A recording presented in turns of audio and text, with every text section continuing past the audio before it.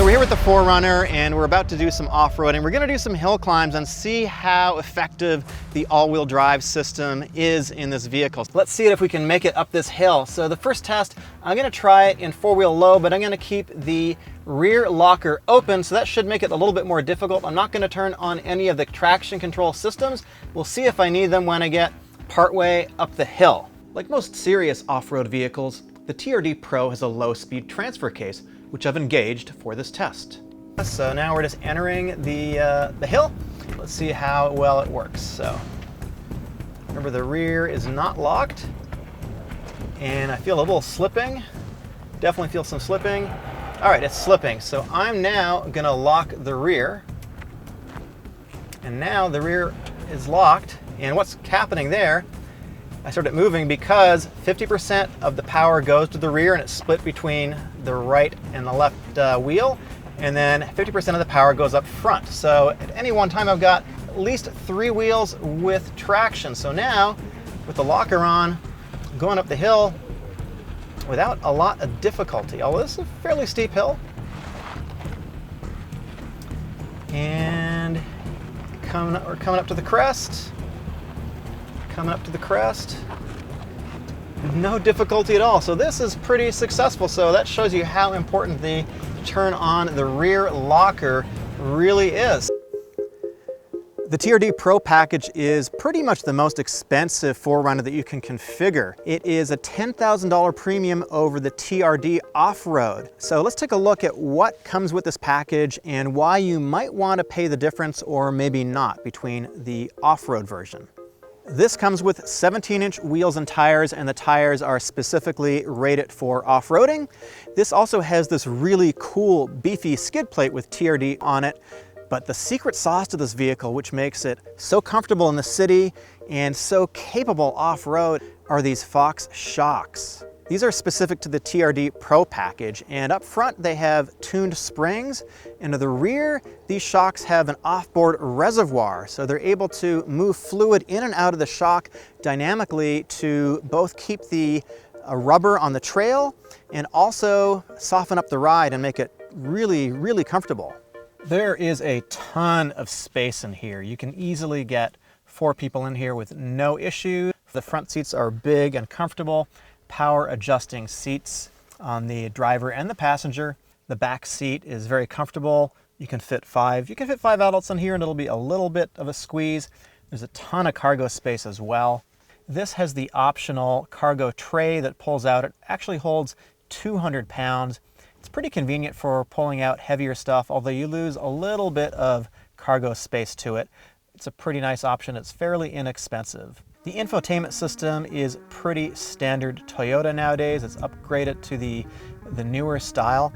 This has an 8-inch screen, and what I like is it has physical buttons for the volume control, and you can find the menu and the audio and the map. All those are in physical buttons, so it's fairly easy to use, fairly easy to navigate. It's not the most sophisticated or the most advanced infotainment system on the market, but you know, Toyota always is a little bit conservative with the electronics in their vehicles. The instrument cluster is very easy to read. It's analog. It has a large tach on the left-hand side. It has a large speedometer on the right-hand side. And in the middle is another screen that tells you a whole variety of different things. The interior is a perfectly fine place to be. But let's find out what happens when you attempt to scale some rocks, and maybe you get just a little bit stuck. We're at the base of the hill. I've got the rear differential locked. I'm gonna put it in 4-wheel drive low. I'm not gonna turn on any modes. I'm gonna do it all manually, and we're gonna see how easy or how difficult it is to climb this hill. You can hear the tire is kind of scrambling a little bit for traction. I'm gonna take this center line because this looks like the best line to take.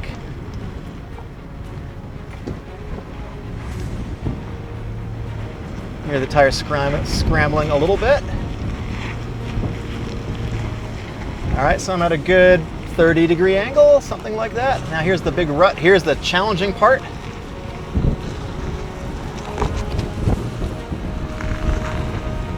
All right, we got a little bit of a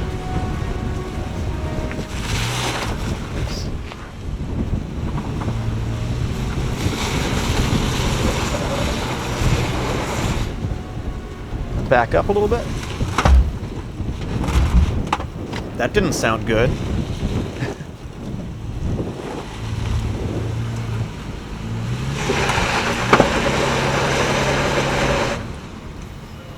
At this point, you can see I'm in a bit of a pickle, but Toyota has a magic button. It's called crawl control, and it regulates engine speed and braking to slowly move the 4Runner when it's stuck. All right, I've got it in climb, so let's see how it does in climb.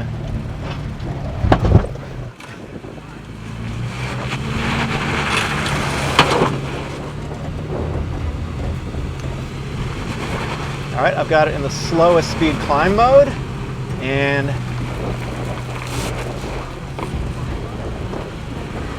seems to be doing a good job here. Ooh, that is steep.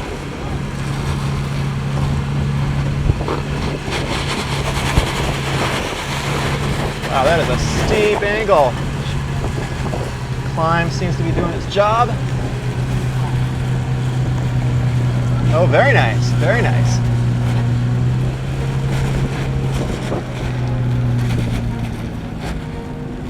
And we have made it to the top. So I could feel in climb mode, it was applying power, it was moving the power around to the wheels, it was giving it gas as I was a little bit stuck, giving the car gas on its own. Didn't touch the brake or the throttle at all. Super cool. All right. I would call that a successful hill climb.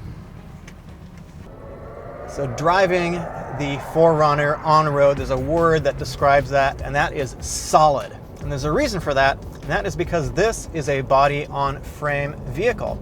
This is an SUV that is from a different era, about 10 years ago, and this is derived from a truck chassis. All the new SUVs, they're all unibody, and the advantage for this kind of chassis is for off-roading, you want a body on frame situation. That's what the Jeep, the Wrangler is. So right now, like I say, it's unique in the marketplace. We do have one vehicle that is coming up, and of course that is the Ford Bronco, and that is also going to be body on frame. And I think right now, there really is no competition other than this vehicle for a body on frame SUV that is highly off-road capable. Now Toyota's been working on this for so long that it doesn't really drive like a truck. This has got a lot of refinement going on for it. They've put so much development into this vehicle in the last 10 years. It doesn't exactly drive like a car, but it feels a little bit more modern than I would expect it to. And I think part of the reason is due to the Fox shocks in here. They really have talked about them. They really do a good job at providing really, really good damping. So the ride quality is really good. The steering feel is pretty good. Toyota has put this Toyota Safety Sense package into, I think, all of their vehicles at this point, and this has it too. It's got something called lane keeping assist. This has radar cruise control. It has pre-collision system to stop the vehicle if you're about to hit something, and they all work pretty well. I did another review of the Toyota Corolla. You can go check that out, and I do a little comprehensive review of those safety systems. So this has those too. So let's talk about the engine for just a moment. This is the 4-liter V6. It makes 270 horsepower, 278 pounds-feet of torque. It's not a lot. This is not a fast truck by any means, or a fast SUV. The newer vehicles with turbos on them feel a lot quicker, but Toyota sells so many of these that they are not going to change it, and it is very reliable from all reports. The only downsides for me from a driving perspective are the engine and transmission. It's just not that powerful. You've really got to put your foot down pretty far to get the transmission to kick down, and because it's only 5 speeds, you've either got not enough acceleration or a little bit too much. Like I said before, Toyota sells a lot of these, so that doesn't seem to be a huge consideration for most people, and they put so much development time into this engine and transmission to make it reliable, so that is the compromise. So this really is an excellent compromise between city and off-roading. I can't think of any other vehicle in this class like it. My name is Eric. If you like these kinds of videos, please subscribe, and I will see you in the next one.